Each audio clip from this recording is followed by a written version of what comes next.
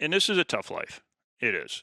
Yes, there's money to be made, but you can't offer this person like money that they can make on their own. There's grueling hours, weekends, holidays. The dogs don't leave. You always have dogs to Always do. got dogs here. To say to somebody like, "Hey, I'm going to pay you pretty much what you would be making in retail or somewhere outside of that or in a restaurant, and then I'm going to make you work harder." Right. you know, Yeah. somebody says, "Man, I really like animals," and it's like, "Cool. This is not for you." Right. That's one element. It's Yeah. funny you say reading the dog. When I was first brand new into this world, I used to get frustrated because people like read the dog. I'd be like, okay, how do you read the dog? As if somebody can be like, here's the alphabet, left to right, group words together to form a Right. sentence, like right, reading instructions. You can't do that with dogs. So when he says read the dog, are y'all like, yeah, no shit, read the dog? What am I reading here? That's probably almost verbatim what would go through my head. Like, Scott, I'm looking at the fucking dog and I don't know what you're talking about right now. Like, I have no clue what's going on. I see him. He's standing there looking at me. Furry Maybe there's a little, forelegs, just like the rest of them. These guys, and I told them this from the start. I was like, if you want to train dog, you're going to see dogs. Yeah. I mean, you're going to see every age of dog, several different breeds of dogs, every dog that's either been worked or not been worked. You're going to have dogs that come in. You're going to be like, wow, I love this dog. And then you're going to have big dogs that come in that you're like, oh my God. I can't wait for you to go home. Yeah. It's like you're literally, they're ticking off days on the Oh, calendar. yeah. Like, There's a couple of those here right now.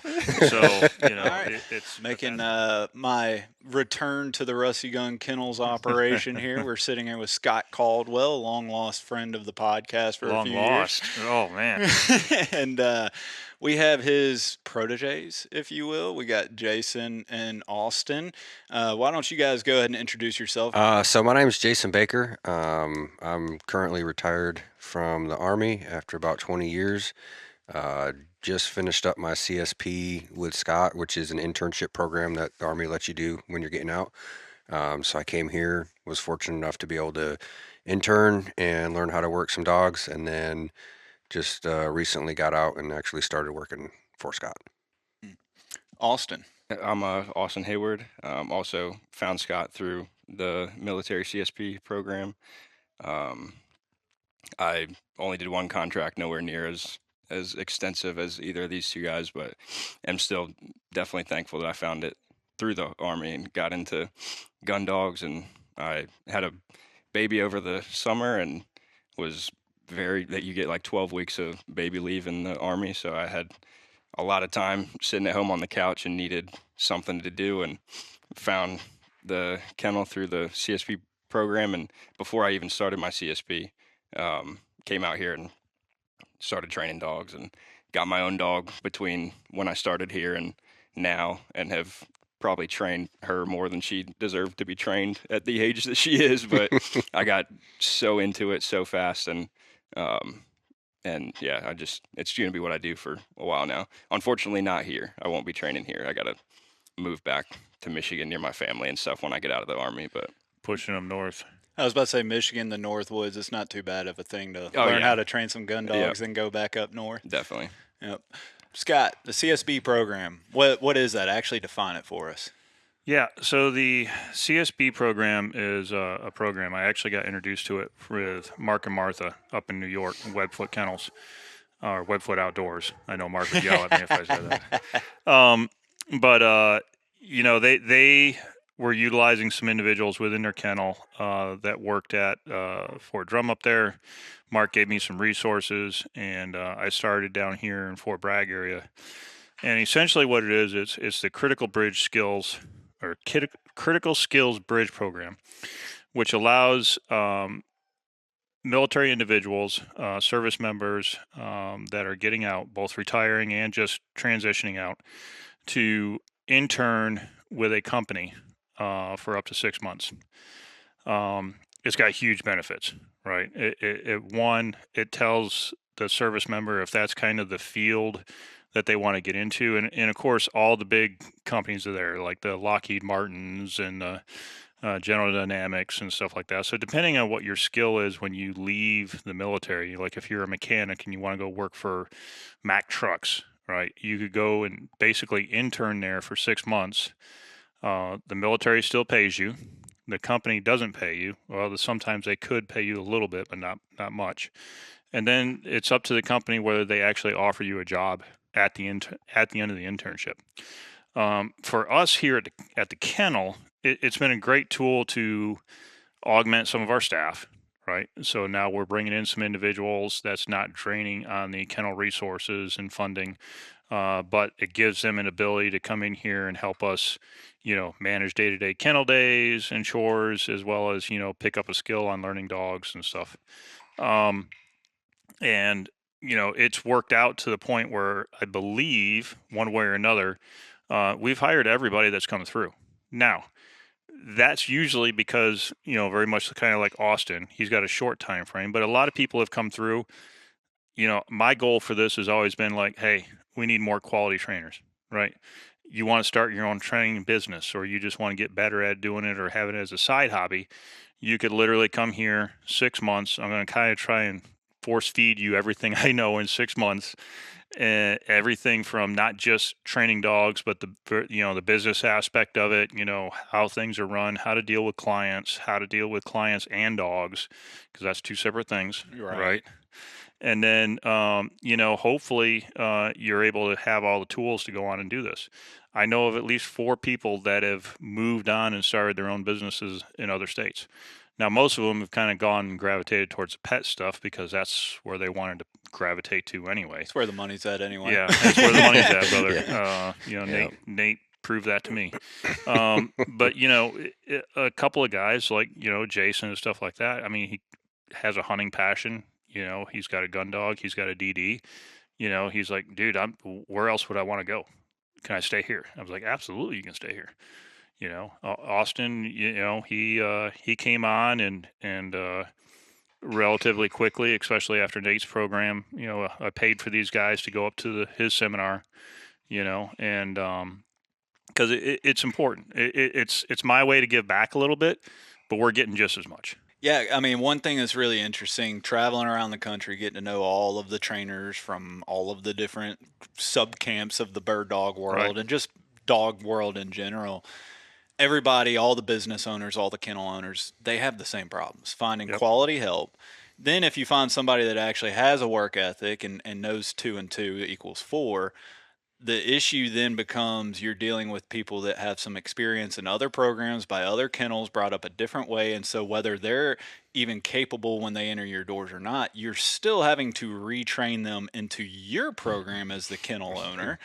And so this program obviously helps the business owner kind of cover or at least cushion the upfront cost of bringing somebody in on a tryout basis that you don't know whether they're going to make it or not, but you're not having to invest all of your time and energy and resources training them, which keeps you from training the dogs and successfully growing your business. But it also gives the soldiers and the Joes a chance to, let's face it, when we get those orders, sometimes a lot of us, we don't know what the heck we're doing once we leave here. And so this kind of gives business owner and the soldiers a nice little testing period, I guess. And it's one of the, I've said it a couple of times, is that most people can keep their stuff together for about 90 days. Right. Most people can fake the funk for about 90 days, but then you kind of start seeing them come out of that. And we've had regular paid employees, for a few years now. About that 90-day mark, 90, maybe 120 if they're real good, you start seeing the real person come out, right? And this is a tough life.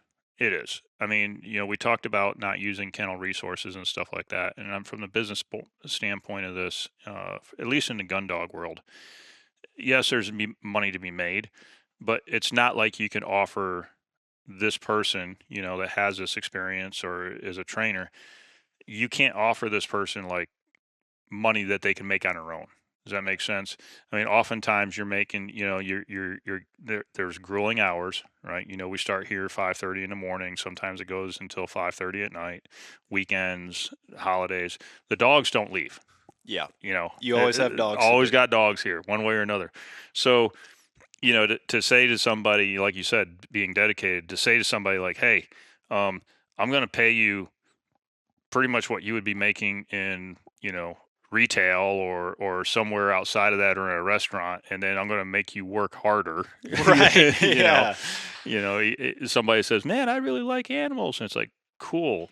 This is not for you. Right. That's one element Yeah. of it, and I do want to explore more of the business owner and operator side of this. But while I have your hands here, while I have Austin and Jason here, I want to kind of get to know your guys' perspective of what it was like coming in here to where y'all don't know if y'all want to be dog trainers. Y'all been wearing the uniform for however many years.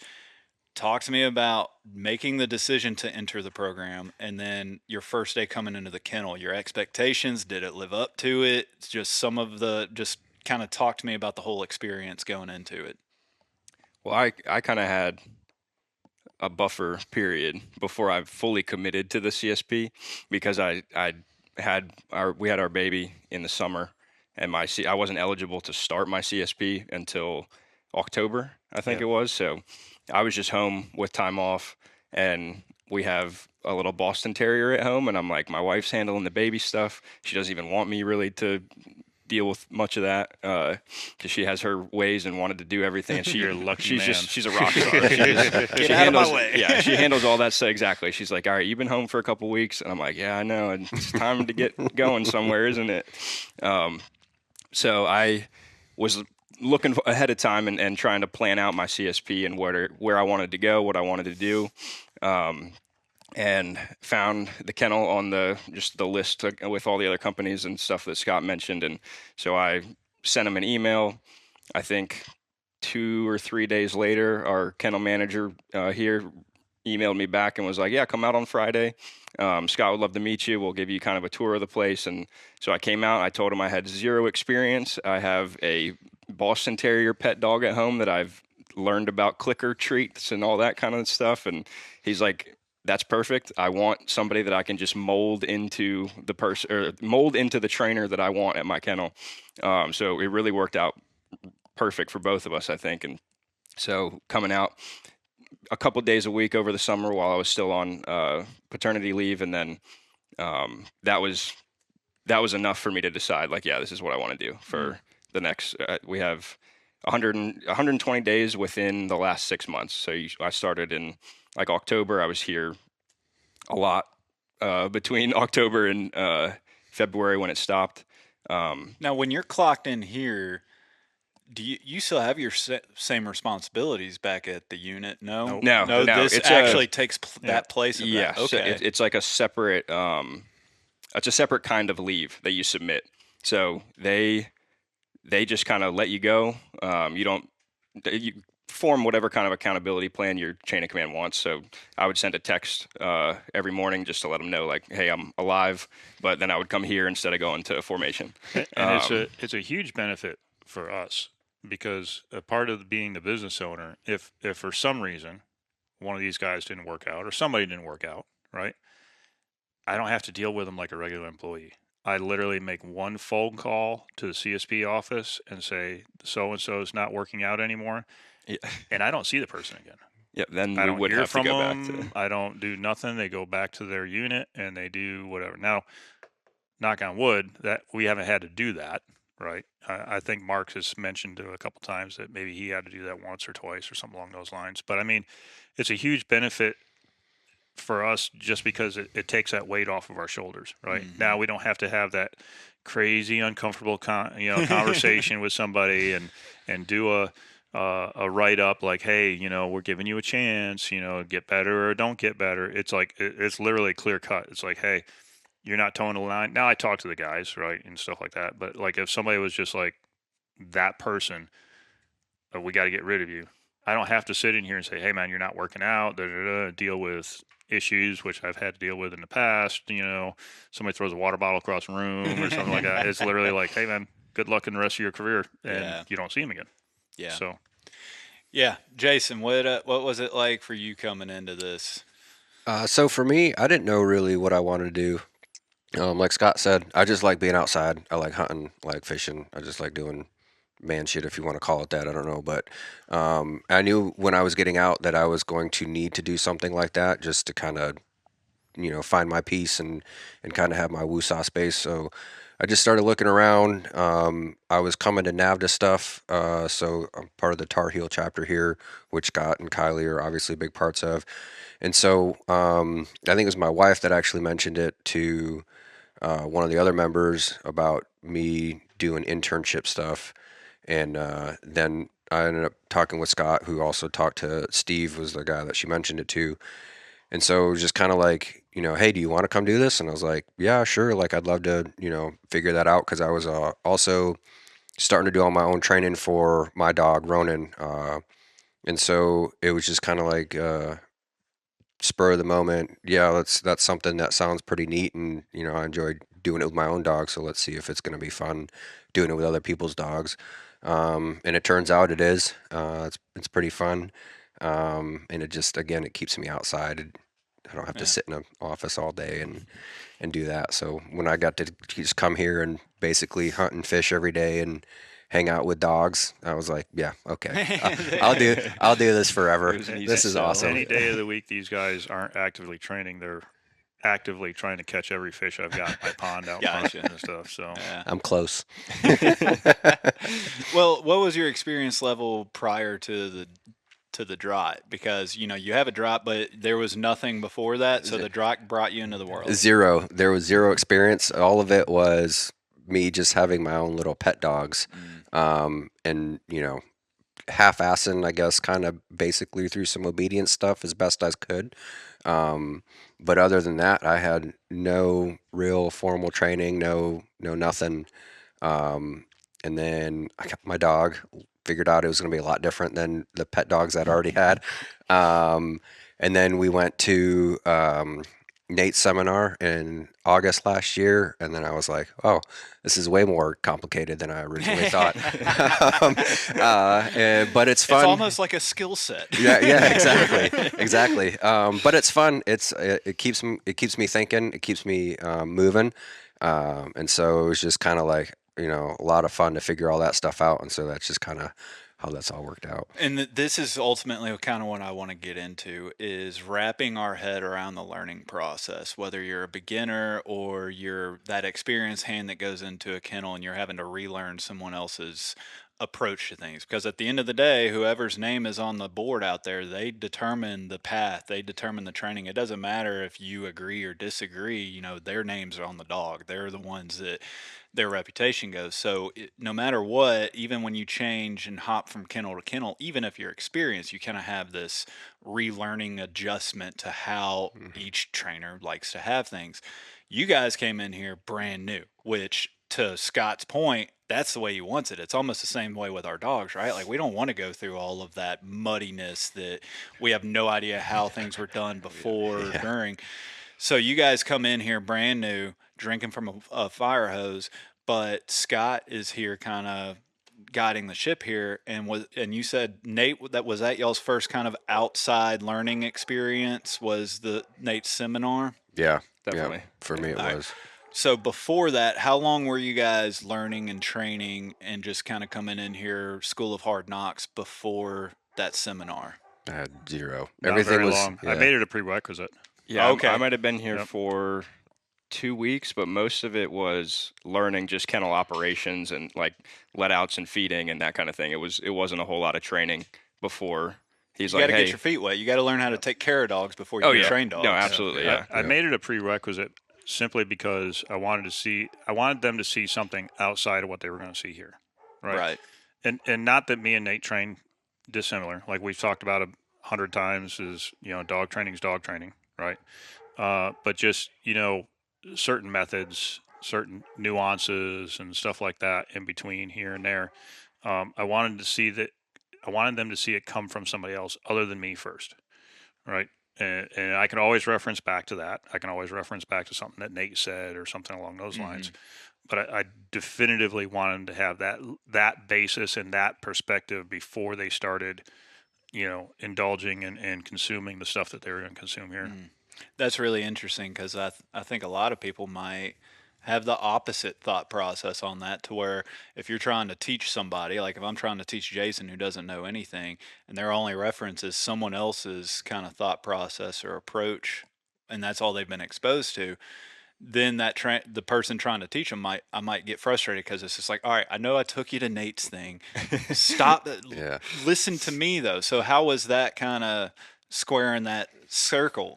I don't think it's been that tough, honestly. It's one of those things, and when me and you talked initially about maybe doing this was, the whole reason the podcast is the way it is just because there I feel like there's a huge lack of mentorship in the dog trainer world, right? Mm-hmm. Me and Nate have talked at this at nauseum is that there's no governing body of trainers. Yeah. Right. There's nothing that gives you an actual certified something that says I am a dog trainer for gun dogs, blah, blah, blah, blah. I mean, there's a lot of certificate courses out there and stuff, but they're not a governing body saying, oh, you screwed up. I'm taking your certificate back. So I wanted these guys to really see everything that they could out there. Right. So if you want to look at how I train dogs and how I look at training dogs is I'm pretty flexible in my training programs. I really try to develop a program that's going to best suit the dog, but still use core fundamentals and stuff like that, right? That are involved in dog training.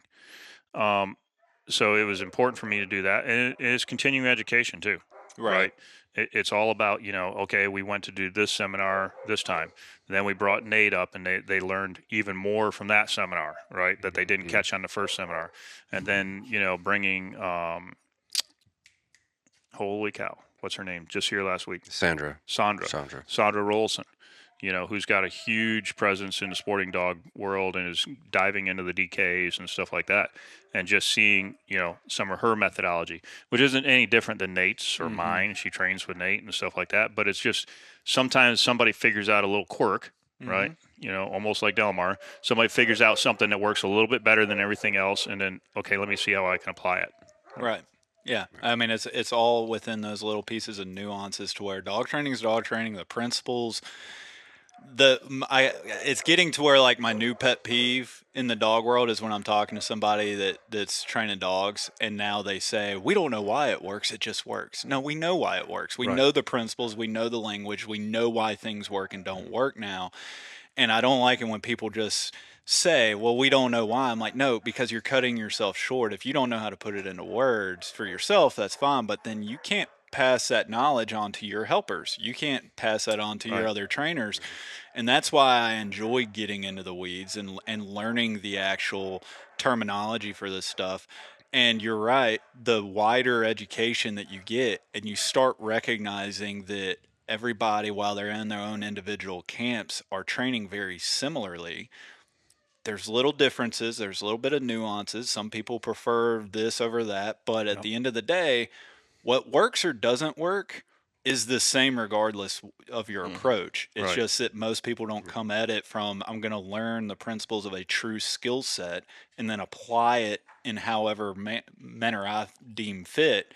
They just kind of go learn a step-by-step method thing. And while those will work for the majority of the dogs out there, assuming the breeding and genetics are there, when you come across that hurdle or challenge or that dog that it doesn't work for, you have no idea where to go from there. That's my favorite part about working at a kennel. I was just going to say, you had a huge win over the weekend. Yeah, he did. He don't even remember it. Let's talk about Ellie. Oh, yeah. That's okay. Yeah, so we had this dog here. The situation she came from, I don't know all of the details, but from what her owner says, she was pretty much in a run like we have out back for the first year and a half of her life or something like that. Like there's none of the exposure that you want, none of the socialization you want in an adult. Like she was essentially developmentally a puppy still, and so she had been here before. Has like obedient stuff down, recall, like that kind of stuff. Her owner wants to duck hunt with her. And so we were like, okay, cool. Gun intro, force fetch, like we'll get through it. And doing the very basic force fetch stuff and rewarding her with food that I will usually, most dogs, I'll drop in a bowl because they all know what that sound means. It gets them a little bit more dopamine release than just hand feeding, because if they've been fed in metal bowls, they're like, okay, I understand what's happening. So I would drop 3 pieces of kibble in a metal bowl for her that we feed her in every day. And just the sound of that food hitting the bowl, she ran straight back to her crate and she shut down completely, was not having not doing any training that day. And so I was like, okay. So hold on. So essentially she thought you rang the dinner bell and she went in for dinner. No. I was trying to elicit that response of dinner bell happiness. Okay. And she was afraid of that sound. She was so like underexposed to things that like the clanging of the food hitting the bowl scared her, and she went into we'd seen this response from her before, that I could discern that it wasn't like her thinking that it was dinner time. She was just going to her crate because she was afraid, because we had done some stuff in the field with her. There's guys shooting on a different property close to here that she'll hear, and she doesn't like those sounds, and she would run back to the door out here to go back into like her safe area, which is inside here. So that at that point I was like, okay, we need to go. Like, I'm trying to start at step one, like I would start with any other dog that comes in here, and we need to start like pre-step one. Yeah, like before, like we had to get her to the point where she would like accept the kind of reward that I was trying to give her. And so we made a little bit of progress while she was here. This was right after we had learned about doing like dope box kind of stuff. And then her owner she was at like the end of her program. Her owner had to come pick her up, took her home, and emailed us and was like, okay, what can I do? Like, I want to bring her back for some like one-on-one lessons. What can I do with her in the meantime? And so Jason and I both were like, all right, let's come up with like a plan that we can tell him to do like every couple days or weekly, however much she is able to, because she's the kind of dog that you have to go at her pace or you're not going to get anything done. Like there's no pushing her. There's no pressure in her really at the point in life that she's in right now. So we told him, we're like, drop food in, and he's like doing it, and he emails us again. He said she's running back into her crate, like I can't stop her. And we're like, all right, control her environment a little bit more. Just close the crate door and don't let her do that. And if she doesn't accept the food dropping into the bowl, you just pick the food bowl up and say, we'll eat again her chance, in a couple hours. And then eventually she was hungry enough. He was dropping food in the bowl, all that kind of stuff. And he did a really good job too of just inventing things on his own to do around her and expose her to, after we told him like, this is what we think she needs. And so he brought her back for a one-on-one lesson on Saturday and took 2 metal food bowls, put one of them on the ground, dropped some food in it, and was banging the other metal bowl up against his knee. And she's just eating out of the bowl like it's a normal day. And I was like, okay. After seeing that, I was like, what do you want to do while you're here today with her? And so we have 2 hours. What are your goals for her today? And he's like, I don't know. I mean, I was just kind of gonna leave it up to you to decide that. And I'm like, all right, well, based on what we saw, like I'm ready to maybe like try and introduce her to gunfire again. No, it was literally like, heck with it. We're putting birds and guns in the field. Because I was so excited with the progress that I had seen with that dog, because I knew where she was at when she left here.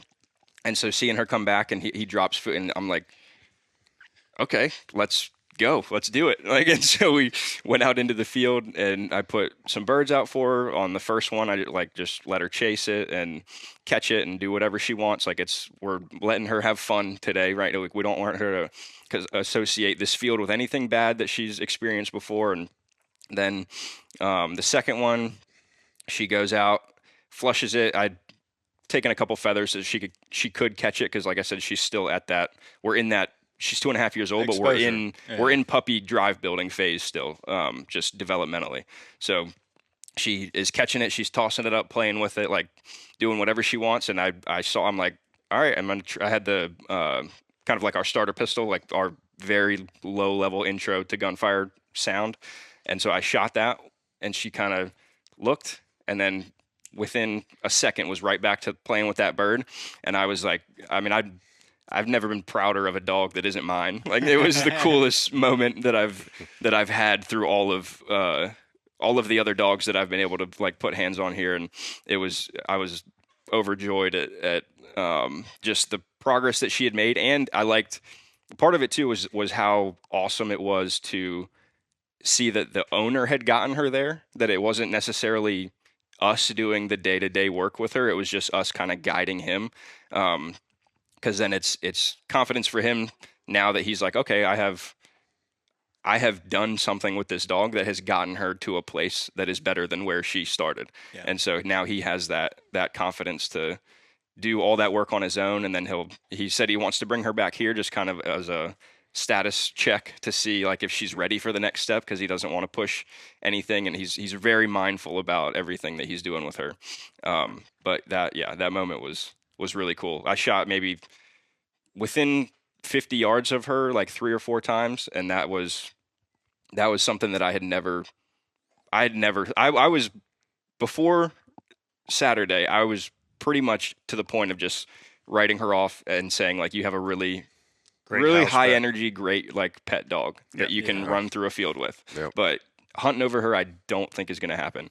And then my mind was completely changed within 30 minutes on Saturday this past weekend. Well, it's really interesting because, Jason, I want to kind of come to you for an example or story or learning experience such as that. But I do want to unpack this a little bit because somebody listening to this, maybe this is their first gun dog training podcast they've ever listened to, or maybe they've heard me in the past, denounce the banging food bowls over a dog while it's eating does not mean that your dog's not gun shy, right? So, like, going at it from a different perspective, Scott, you and I both know probably a dozen or so plus trainers that would have immediately called that dog either a washout or gun shy, given up on it, or a lot of people still they still promote the idea of food bowl banging, right? They still promote the idea of going to a gun range to do gun exposure.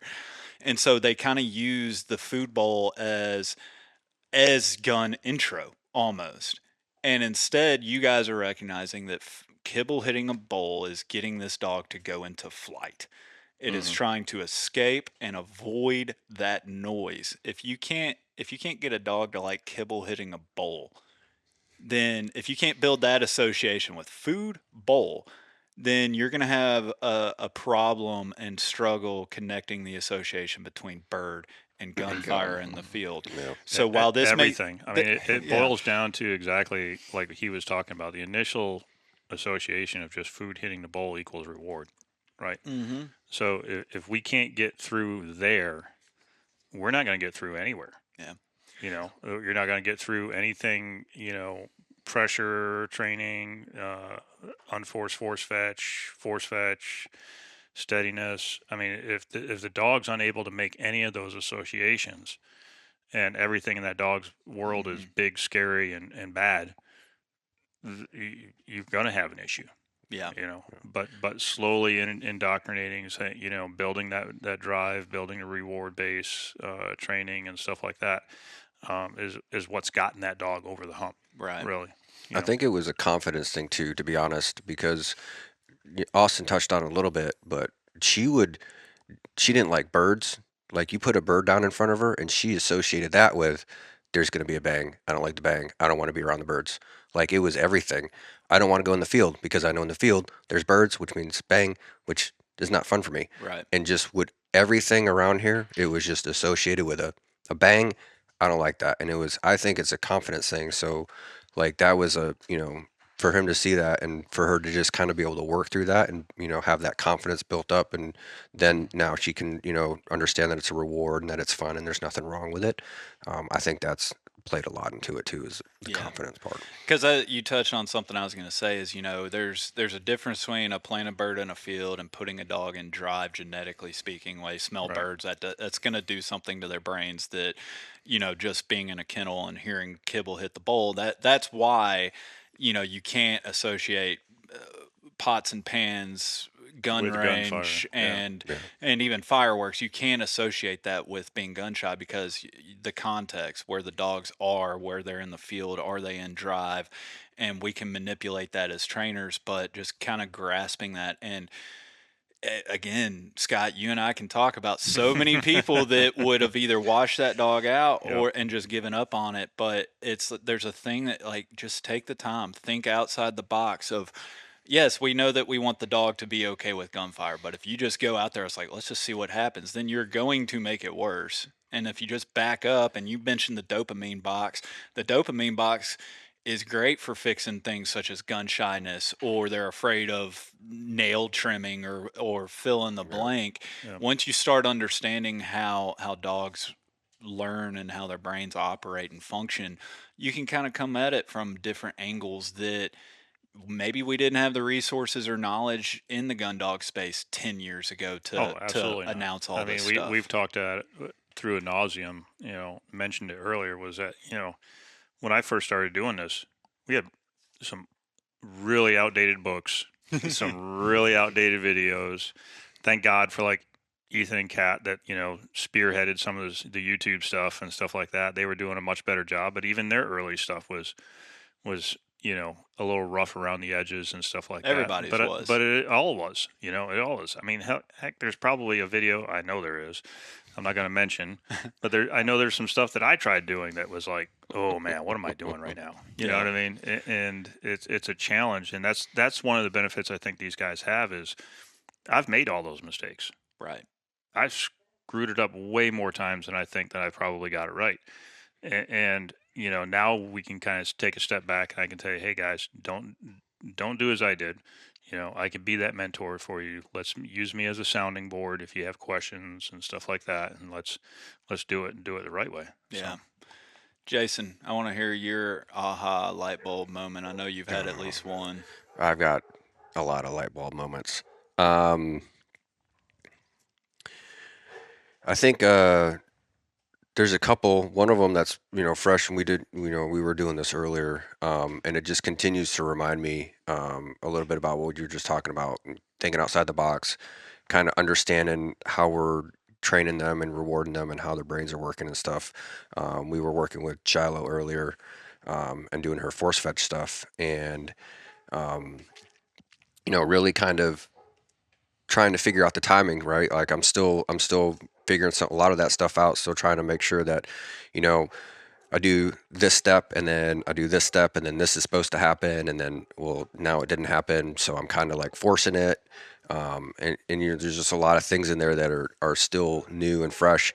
And so, having somebody to sit back, and just kind of watch my timing a little bit earlier was nice because it just, it shows like how nuanced it can actually be. And we go to the seminars, and Scott comes out and talks to me on almost a daily basis, which is awesome. But even then, he's got a lot of shit going on, right? Like he's got all these other projects and all these other things going on. So I'll get what I can from him, and which is always a lot. But then I'm over doing the force fetch thing, and it's working. In my brain, it's working because it's the way I did it with my dog, right? Like we talked about it earlier. Like all my information came from the Upland Institute. I bought that one because that's what my buddy said to buy because that's what he uses with his DDs. And I was like, all right, I'm going to follow that program. And so that's what I did, and then kind of tried to mesh some of that with what we learned up at Nate's, seminar and everything like that.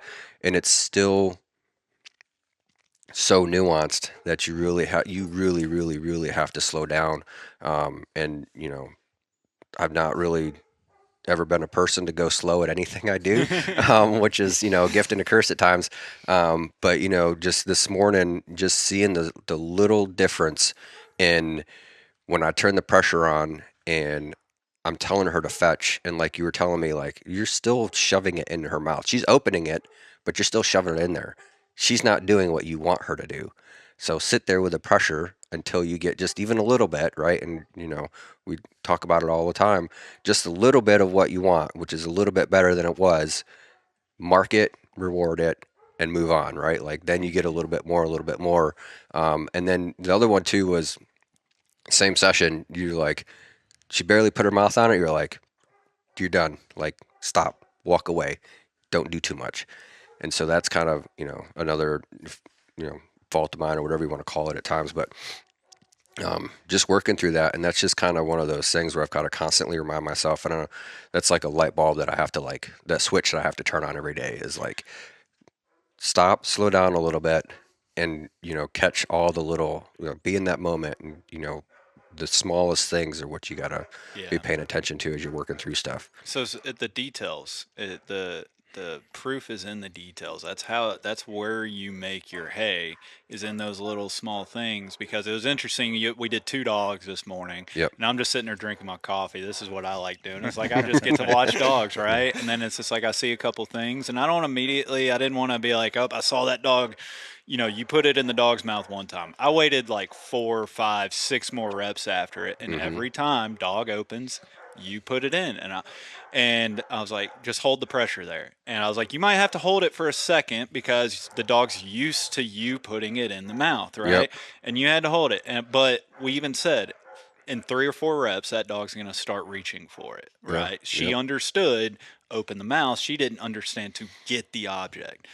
And in 3 sessions, what was she doing? She's reaching for it. But then what was interesting is the griff on the next one. The exact opposite. Yeah. You were slowing the dog down, and I had to tell you, get the hell out of the way. Like, he's bored with you. Yeah. And you're like, man, this is, you're like frustrating. And I'm like, the dog's doing it for you. And what was interesting, I love this. Scott, how many times does he say, well, I don't have time to shape. I don't have time to mark and pay. Right? I don't think it's been an issue on the mark and pay.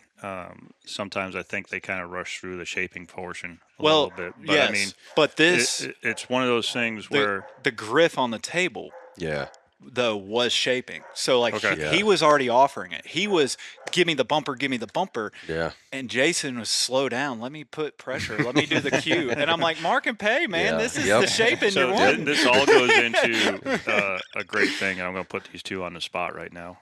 Is that what's the most common question I ask you when we're working a dog? Why'd you do that? Yeah. What are you doing right now? What are you doing right now? Why are you now? doing that? Yep. And most of the time, you literally, they catches them off guard, and they're like, and then also, another one is what do you think's going through the dog's mind right now? Right. Where do you think the dog mentally is right now?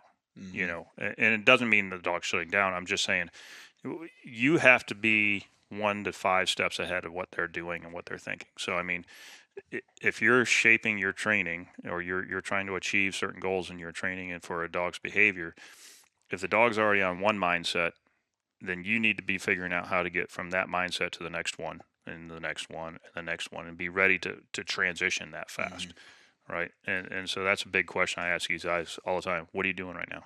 Why? Yep. What's going on in the dog's head?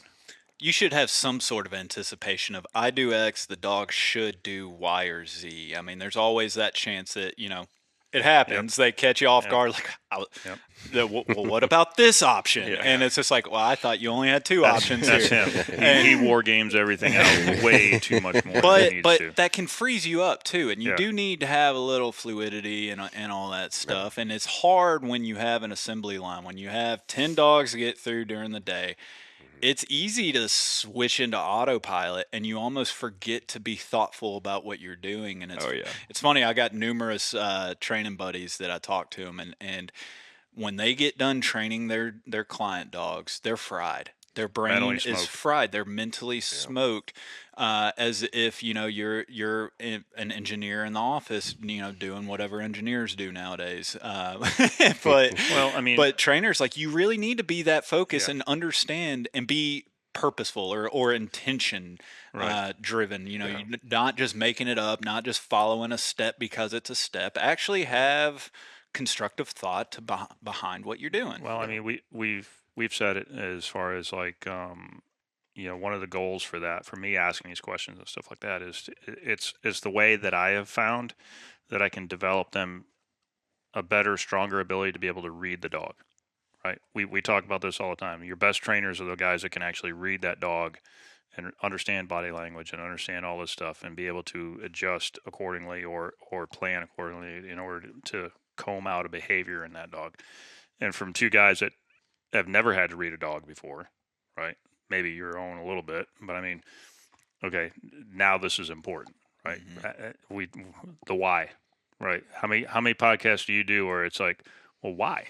Why do you do that? Why? And I'm sorry, again, back to my pet peeve earlier, is like, not only is, we don't know why. It's like, no, we know why, but have something beyond, well, we've always done it this way. Okay, that's fine. I'm not saying it's wrong. Yeah.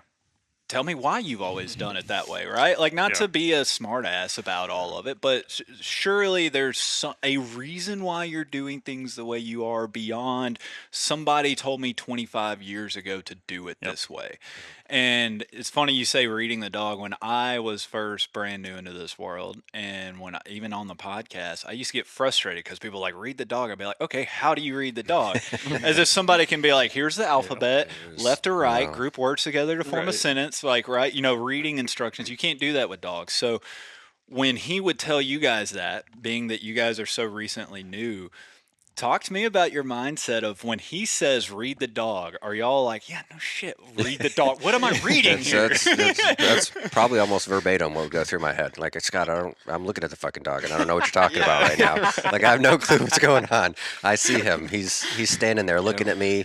Maybe there's a little, like the rest of them. and I still struggle with. That's like a big thing that I'm still struggling with is trying to understand, and I can kind of see it, but it has to be pretty overt still, right? Like they have to like very much show me like what they're feeling, right? Again, going back to what we were doing earlier, Shiloh, you can see a lot of that, like I'm going to avoid, I'm going to lay down, I'm not going to try to like look away and not, not let you put that bumper in front of my face, you know, Buck, who is the Griff, you can see him a little bit more excited and stuff like that, and it's easier to see that a little bit. But if they're just kind of like standing there and I'm trying to figure something out, and they're more stoic than some other dogs, or even just a little bit like their tail's kind of wagging. Is that good? Is it bad? Are they just thinking? Or they, it's not up, but it's down and it's wagging a little bit. Like I don't know what's going on, right? So it's still a huge struggle with me. It's trying to figure out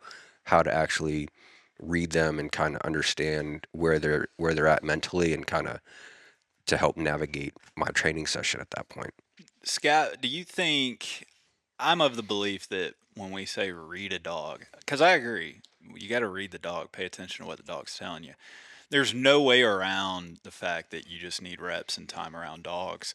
I've told him that. It's like we can tell people, look for this, look for that. It's too much, like you said earlier. Like Scott will come out a little bit almost every day and just feed you a little bit of knowledge. Because he can't stand out here all day and coach you and you retain absolutely everything throughout the day. It's almost like we talk about chunking and bite-size learning pieces for the dogs. Same way with us, right? Yep. And so when we are like, read the dog, and somebody's like, well, what do you mean by that? We can't go down the list and play what if on every scenario, but that is the importance and the value of getting time and reps in a kennel. So many people want to be a pro trainer and they just go hang their shingle out. And like you said earlier, there's no licensing board. They start taking on client dogs and they're in over their heads, but they don't know, left from right. If they spent more time under an actual trainer and learning whether, again, they agree with their approach or not, you're still seeing dogs. You're getting those reps on dogs. It would be completely different if you guys grew up with dogs.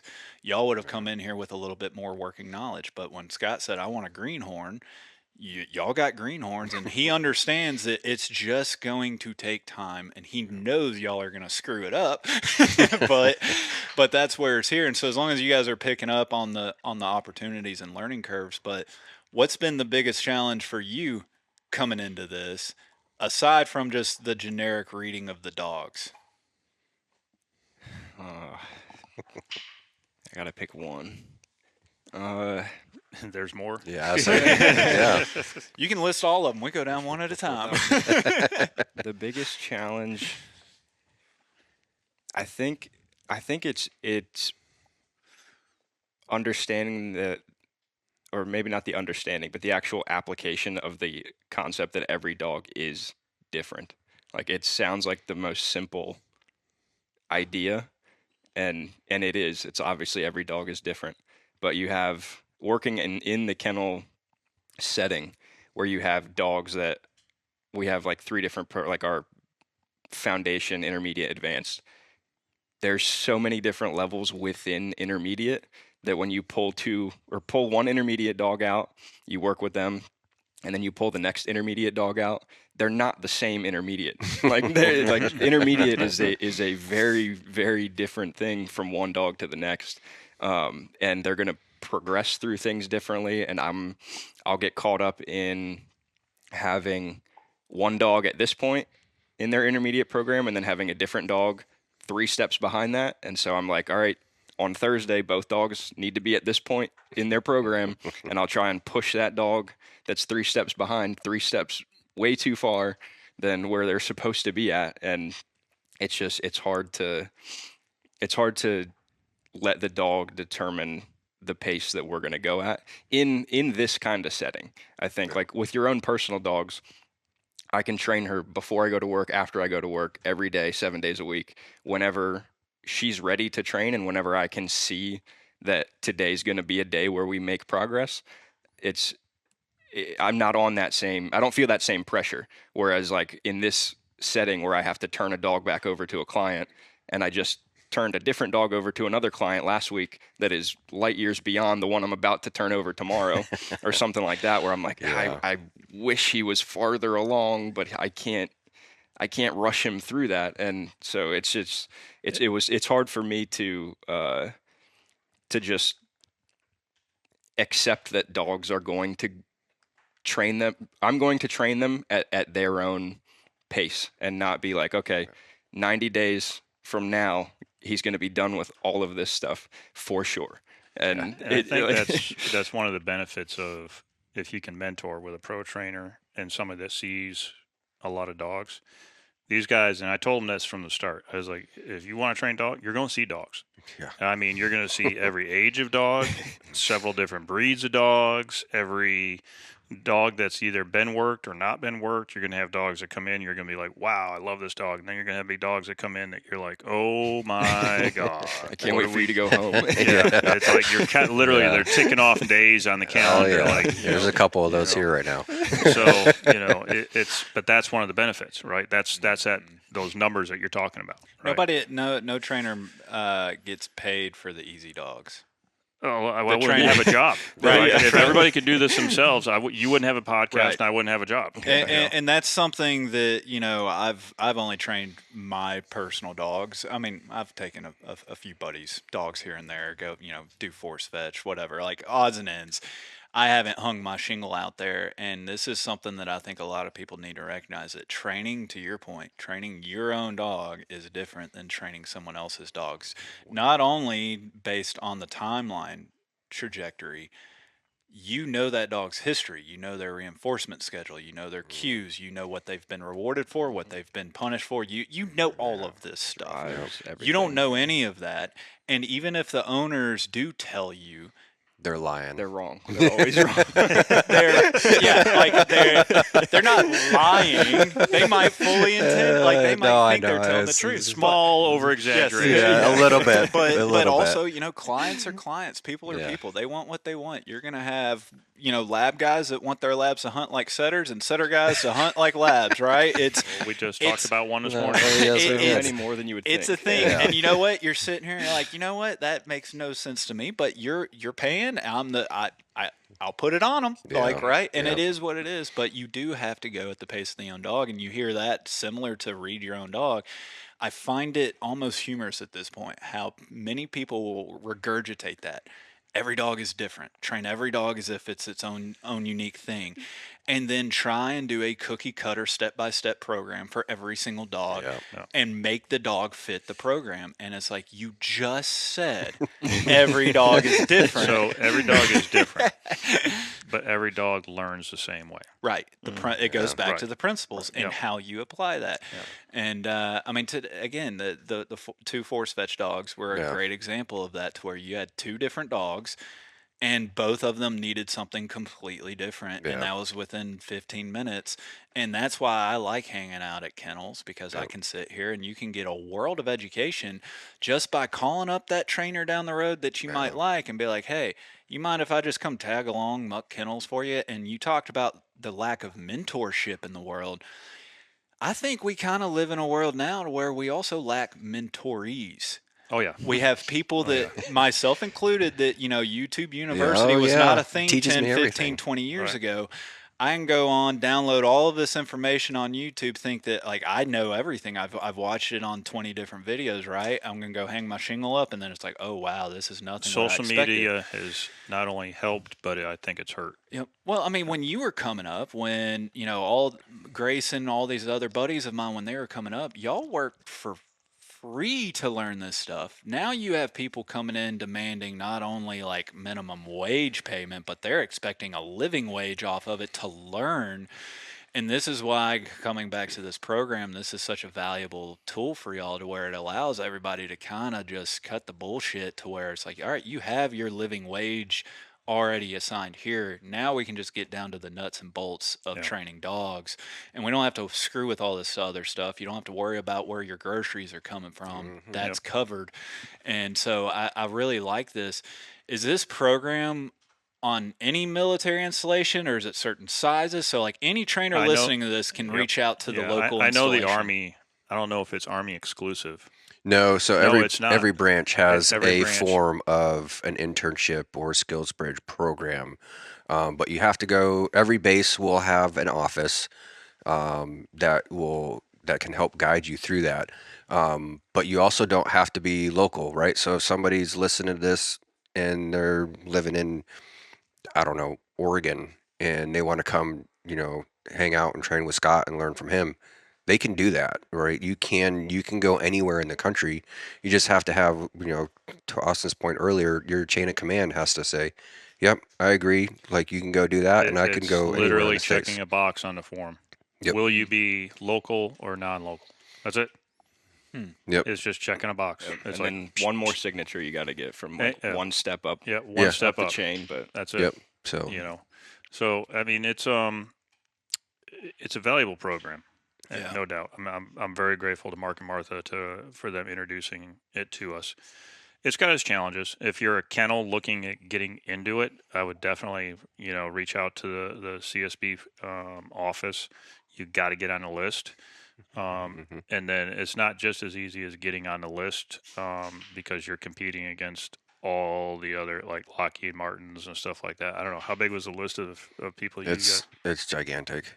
I mean, it's a few dozen, at least, up probably close to 100 people of companies. And to Scott's point, some of those places are offering, say for instance, Caliber Collision's another one.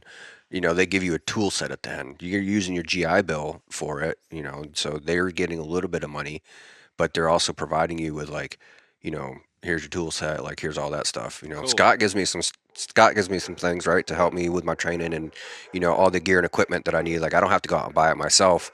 So it's nice, but that he can't quite offer some of the stuff that other things are, but like also I knew I want to do this. People are gonna figure out what they want to do, and if that's what they want to come do, then that's they're what gonna got figure me. out how to do it. I was scrolling through the entire list, and it's like HVAC, like just everything that you can learn like anywhere lot of else, trade really. stuff. Like trade stuff, like like driving trucks and that kind of thing. And then like there was one bullet, Rusty Guns Kennel, or hunting dog training. I think I'm like, that's We cool. gotta That'll update stand that. out. That's cool. Like that's one thing that looks way different than everything else and sounds like a lot more fun.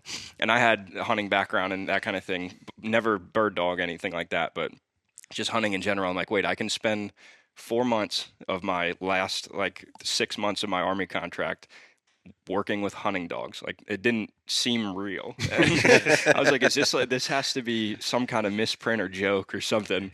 And then I reached out and came here. I'm like, this is way more legit than I thought it was going to be. See, I mean, I really like this from the benefit of the kennel owners for sure. But again, back to the soldiers. I mean, we've all known the soldiers that have talked about like, man, if I'd have just thought ahead, I would have picked an MOS that was more applicable in the civilian side, right? Like, if I would have picked something that would have paid me to do something once I got out.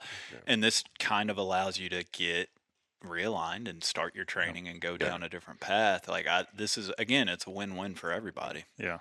I love it. And it is, for us, when we decided to start going down this road, me and Kylie, and I think we'll talk about it tonight, is like, it was more than just getting free help. right? Because that's really what it is. Yeah. These guys are gonna On the refer- face of it, Yeah, yeah. you're gonna these guys are gonna laugh because they're gonna refer to my catchphrase board. But yeah, let's call a spade a spade. It's free help, right? Right. But we wanted to make sure that these guys had at least a good foundation to where, like, he's going to Michigan. He can go to Michigan and probably get set up training 2 to 3 dogs a month, Right. right?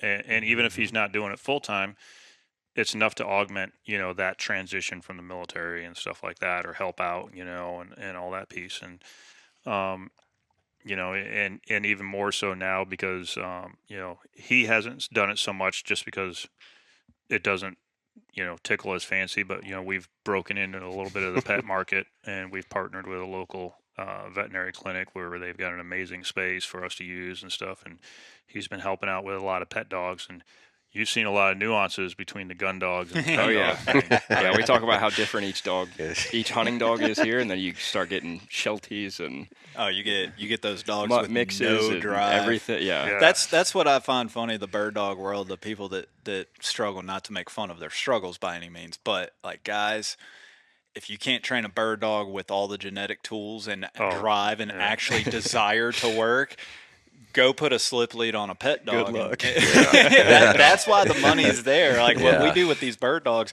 you'll be yelling to get back into bird dogs if you go train a flat, golden retriever with retarded genetics. It's funny. Nate's got a great graph that he puts up there, and I'm going to test you too. So there's 4 things we can affect in a dog's life. You want me to give you all 4? Because I'll give Yeah, give them all 4. you. So you don't have to. Yeah, give them exactly. Genetics is the first one. Socialization, environment, and training. Right. So after we got genetics, you got the dog you got. Yeah. The other 3 things. But those 3 things are absolutely dictated by that pet owner, whether it's a gun dog or a pet or something like that. So, I mean, that's 3/4 of that dog's world. Right there, right? We don't know what we're walking into. So like you were talking about, we get all these different dogs in, and this is why you got to kind of train the dog that's in front of you a little bit, is that we don't, even regardless of what that customer says or client says about what their dog is or can do or whatever, we don't know what that background of that dog is, whether it's a 10-month-old dog coming here for foundation stuff, or if it's, a dog that's been here for 2 years and then, or it was here 2 years ago and now is coming back. That's 2 years of influence from that owner and that client. And if they're not nearly as dedicated as, I forget his name with Ellie. Spencer. If they're not as dedicated as he is to the actual development and training of that dog, you're almost having to start back over again. Yeah. Mm-hmm. Right. Well, and this is the nature of pro training. At the end of the day, at least how I look at it, like you said, you can't control any of those. It doesn't matter. The prescription's the same. The same process of how you're going to go about training that dog is still the same process. What do we got over here? We had a mouse coming out to join the podcast. Bible. That's Remy. Bible goes west. Yeah.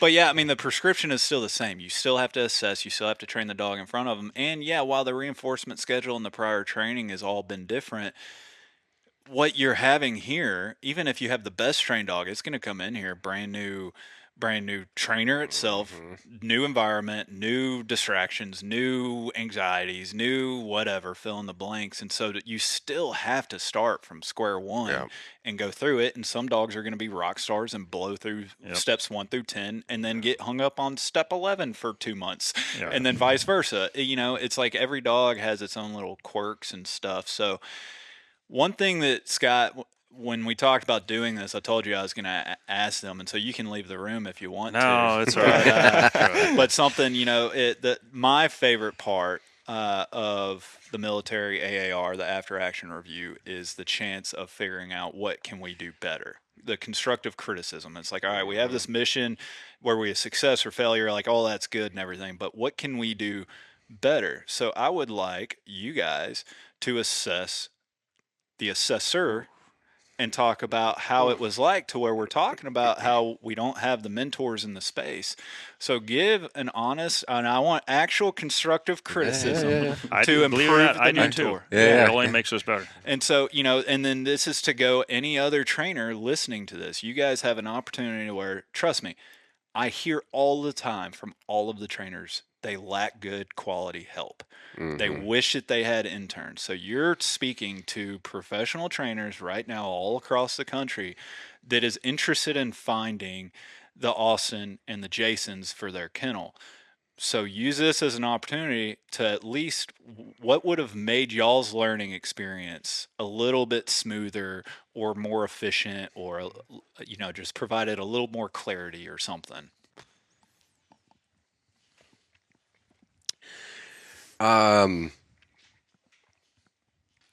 Man, so I think mine's a little bit difficult.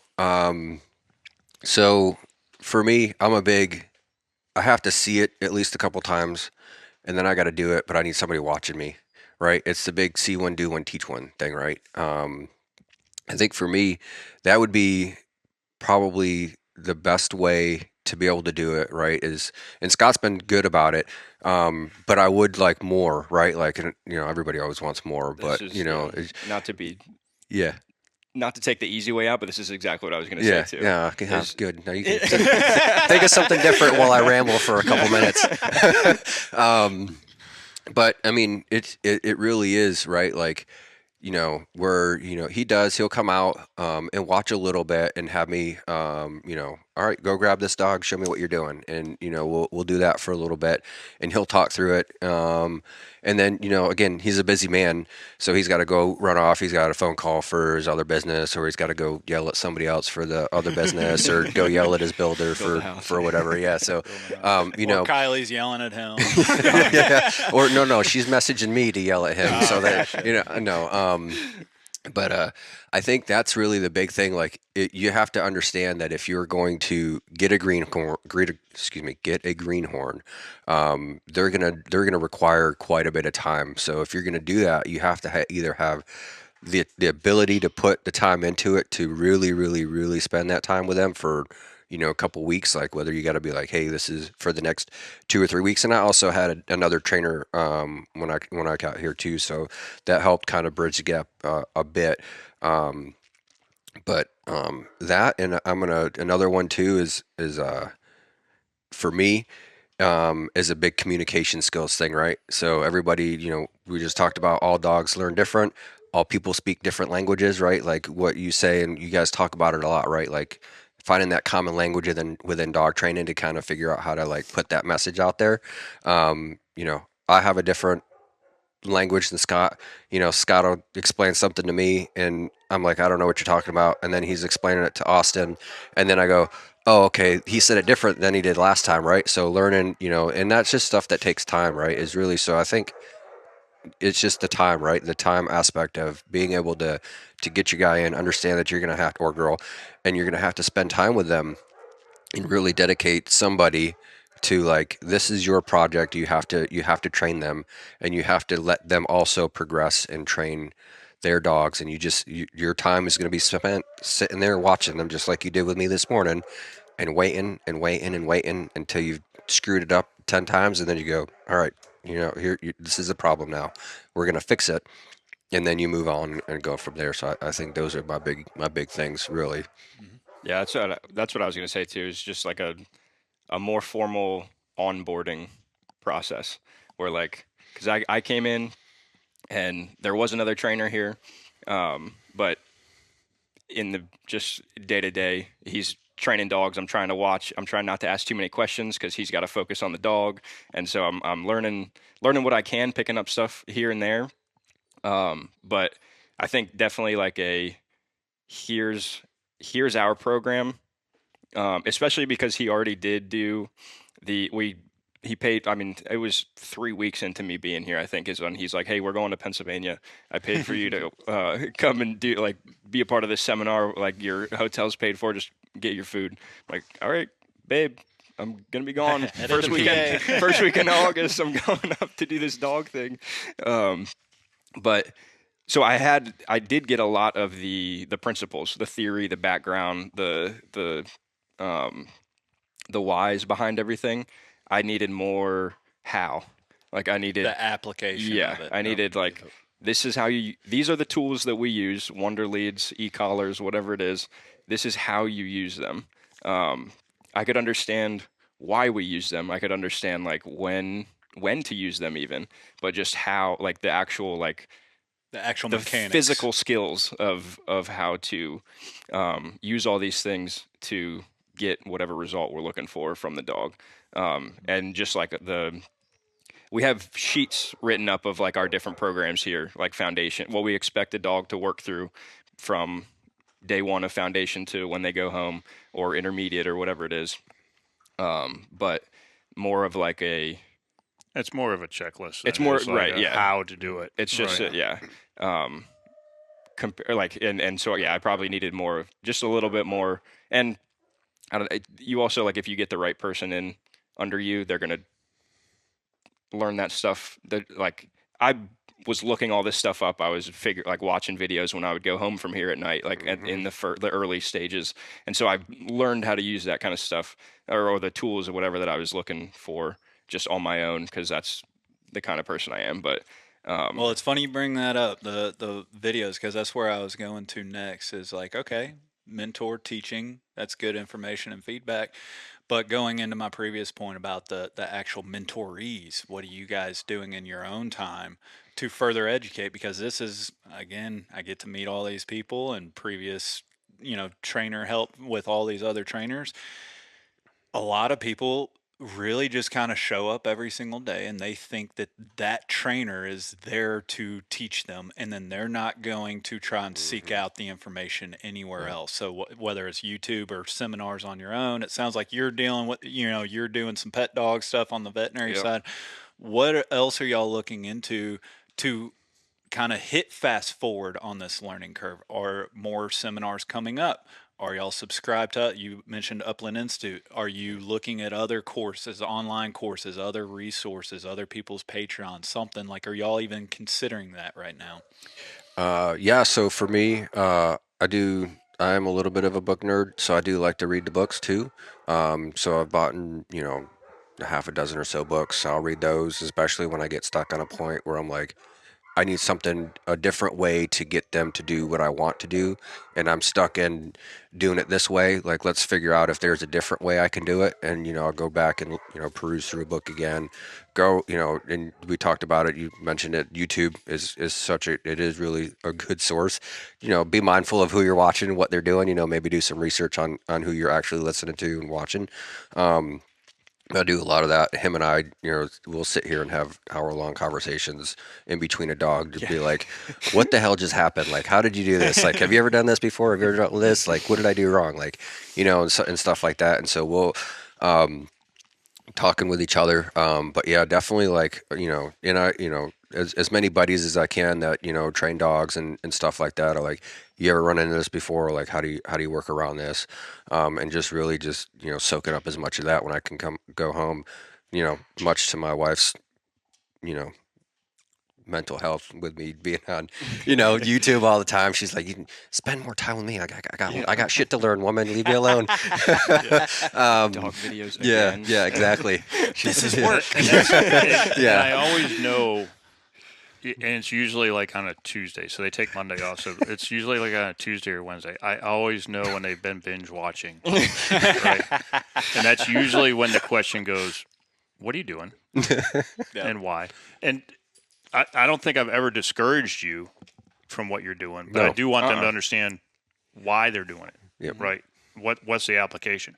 I'm great with them looking up something and kind of really going through the problem solving process and figuring out, okay, how am I going to get this dog to accomplish this behavior? But I want them to understand the why. Yeah. Right. The what's, I don't want to say irrelevant. It's more the why. Yeah. Why are we doing this? Why are you reinforcing here versus here? Why are you doing this step versus that step? Why are we doing this? And I don't think I've ever really overly changed anything that you guys have really tried or done. Nope. I may have maybe tweaked here and there a little bit with the understanding of behavioral theory and stuff like that to kind of There has to be a little bit of, you gotta let them sink sometimes to learn the lesson. It's like we're gonna have you avoid the main ones, because at the end of the day, our responsibility are the dogs and the clients, right?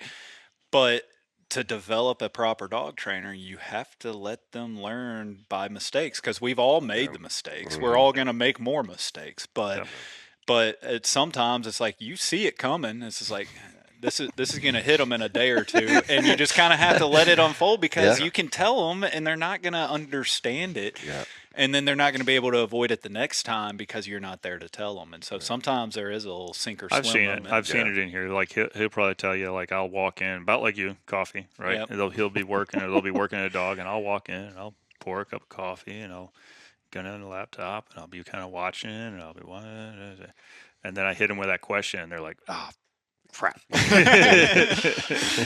man. What about this? What about this? But it's developing the program that we've got here, it is absolutely still in development. I mean, this is one of those things.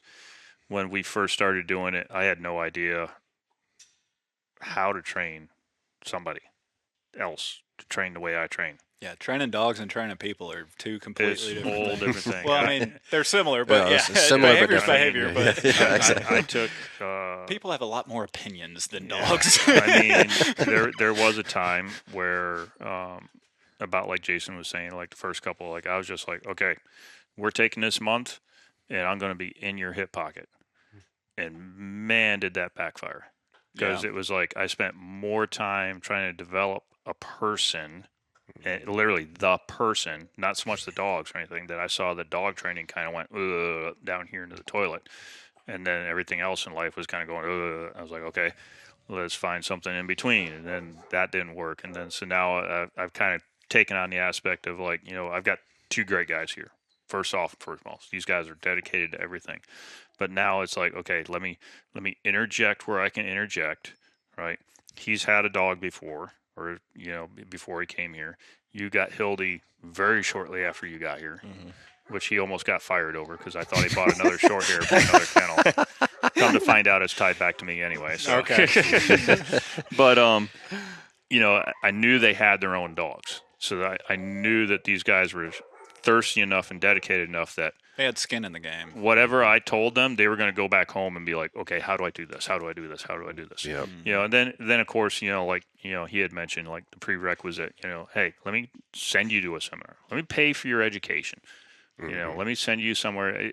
Yes, it's going to somebody else, but let's kind of try and get you up to speed as quick as you can in a low vis environment and stuff like that. So, yeah, it's been fun. It's been a good ride, man. Yeah, it's been a good ride.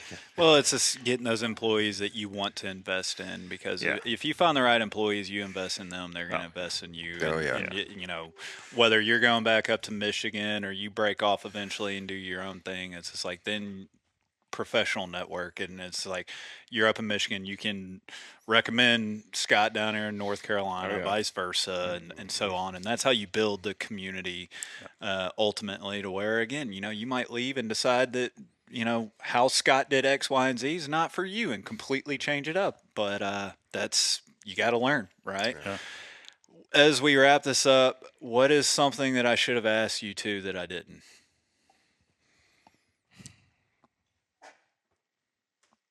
Oh, you guys are way thinking too hard. We already established that. Everybody thinks that I'm trying to stump them with this question. I ask it every time, because there's always something that when I turn off the recorder, the guests are always like, I forgot to talk about this, or I meant to ask about that. So I just like throwing it. Oh, here's one. Not a question for me, but maybe Scott. Something about a video up in Mark and Martha's way or something you could ask about. No, wasn't there? the long lost episode. The long lost DIY episode. There has been 2 recordings of this podcast that have not seen the light of day in 6+ years, and both of them were with Scott. One was This up. one's not over yet. Let's cross our fingers. One was up in New York, and the other one we imbibed a little too much out on my deck one night. And then when we got done, we're like, whatever. I think the one up there was the same thing too. It usually happens when the bottle gets cracked and we're probably, I don't know, 3, 4, 5 into it, and then all of a sudden we get the whiz bang idea to, hey, let's turn the recorder on. This is great stuff. And then he listens to it the next day. He's like, what were we thinking? Yeah. God. Sometimes not hitting that post button is the right move. So I'm grateful. Yeah. Well, Austin, did you have anything aside from the long lost? I don't think so. Episode. No. Yeah, I mean, I can't think of anything that we haven't covered or anything that. Oh, when do I pick my puppy up? Oh, early mid-June. I don't know when this episode is going to come out, but I haven't told that story yet. Yeah. Old Quinn and Woodrow ended up having pups, and at the time of this recording, we're right at a week away from the due date. And Scott, you're taking one. I got a couple other buddies and trainers taking one, so I'm kind of excited where if everything works out right and Quinn gives me the right gender profiles. I'm a big believer in fate sometimes, and oh God, yeah, I know, dude. I'm going to go down Grayson's road right now. Yeah, the feel good road. So we've talked about it in private and stuff. Like one of my bucket list dogs has always been a setter, right? How many setters have we had in the kennel in the last couple of months? We're on our second one right now. 2. Yeah, we've had a bunch of setters. And every in time the kennel. one comes I haven't in, had a setter in the kennel for almost 4 years. Yeah. And now all of a sudden we've got a bunch of setters in the kennel and stuff like that. And then you sent me that text message with an X-ray, and I was like, what's going on? Because I knew you didn't, Well, so. I mean, you knew it was the eventual plan anyway. That was the whole design was Woody and Quinn. And then, life throws you curveballs. I'm upstairs unpacking from, I had gotten back from a duck hunt, and Pam was in the kitchen making dinner. And we had Woody outside. We had a locked door. And we had Quinn inside, and she was at the very end of her heat cycle, which is the most fertile time. Most fertile time. And my 3-year-old daughter picked a hell of a time to learn how to operate door locks. And next thing you know, I'm upstairs unloading and just unpacking and everything, and I hear my wife, Nick, come down here, and I run downstairs because I'm like, all right, there's something. Who's chopping up somebody? Like, what just happened? Somebody's missing a leg here. There's a different tone to life. Yeah. Something. When it's urgent. Yeah. There's no like, I'll be there in a minute. No, I'm jumping down the flight of stairs, and I meet Raylan, my little 3-year-old daughter. She's at the foot of the stair. Daddy, and she's pointing at the back. Woody did something. Uh-oh. And I go back there, and Pam's on her knees, and she's got each dog by the collar, and they're both completely tied up. And she's like, "What do we do?" I'm like, "Light a cigarette." It's done. Done and over with now. It's done. Yep. But again, this was the eventual plan. Woody was obviously a little young for it. It was honestly a little surprising that at his age he was even willing and viable. Yeah. But all in all, like you said, all the good things happened, and it was kind of it was interesting how many people immediately jumped on the opportunity for these dogs because they have the lines, they have the background. It was the eventual plan. Now Raylan decided to make it the right now plan, and it is what it is. And so now old Fatty at home, fee fi fo fum, walking around. It's you know it well. You know it better than me. Watching these female dogs turn into mothers is very she's not even a mom yet, but just her demeanor, her it's very, very interesting watching the personality. I say we just saw it with Fern. Fern just had 2 pups, getting ready to go home next week, and I would have never pegged her as a mother. Really? Never pegged her as a mother. Very selfish, very daddy, I love you, don't touch, nobody else touch me. And she had these 2 puppies, and I mean, they're 7 weeks old, and she still nurses them. Mm-hmm. We've tried to keep her away from them for days, and the first thing she does is run back with them and wants to nurse them and play with them and everything else and love them. And she is one of the most protective mothers I've had in the kennel. Like I believe that part. Oh, when they were smaller and they were in the back room, man, don't open that door and not come in and unannounced, because you're missing digits. So more than likely when this episode lands, the pups are on the ground. But I mean, it really happened that fast. And then typical, veterinary experience, had to bounce around, had to change vets because apparently, half the vets I go to now are useless and you can't get any quality information out of them. But I found a really good quality one. And good. So this will be an experience, one of the, I guess, probably the few that I haven't experienced in the gun dog world so far. So, whatever, let's go for a ride.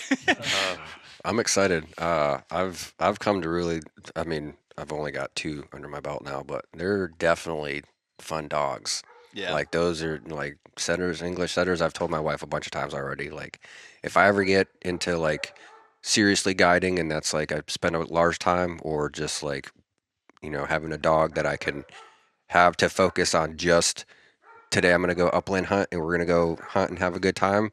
So I'll take a setter, English setter all day long, and I've just like really come to enjoy working with that dog and being around those dogs. They're just, so I'm super excited. I think you're going to start seeing a little bit more. I think a lot of people, the versatiles are still kind of king probably for the bulk of the people, especially down here in our area in the southeast and stuff like that. But you're seeing more and more people recognize the value of the quote unquote specialist. But what I find interesting is people, by buying more, and you're seeing more, they're starting to recognize these dogs are a lot more capable, I think, than what one would have you believe just 10 years ago, to where, you always hear all the time, like a pointer, a setter retrieving. And it's like, man, it's almost as if the average person that used to buy those type of dogs just never tried or prioritized it, would be the way of looking at it.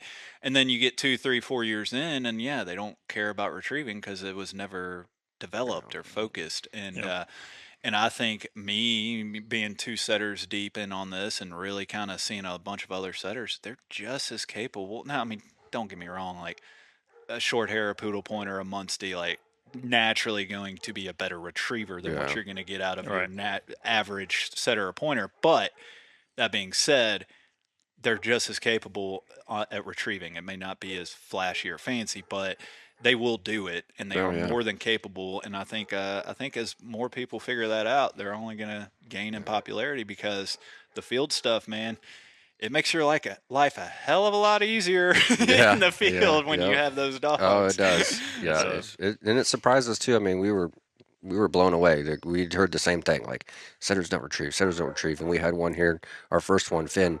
He'd go retrieve stuff. Like you said, it wasn't the nicest retrieve, but with no formal retrieving training at all. Oh, yeah. He's out there grabbing birds, bringing them over, and he's like, hell yeah, I'll do this all day long. And Austin and I are looking at him, I didn't think they were supposed to do this, and here we are watching it. He was trying to open launchers himself and catch them as they're flying out. Like, he had no issue. Like, a bird in the mouth was not an issue to him at all. No, he That's loved all it, he wanted.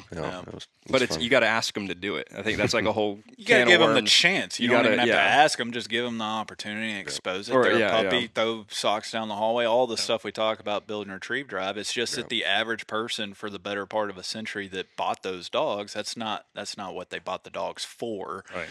And anyhow, that's a whole nother rabbit hole. But so early mid June, somewhere in there, you'll have your setter pup, and your life will never be the same again.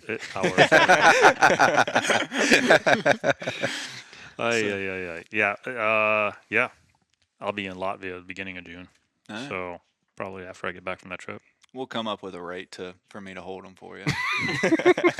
I wouldn't expect anything less. I honestly would not expect anything less.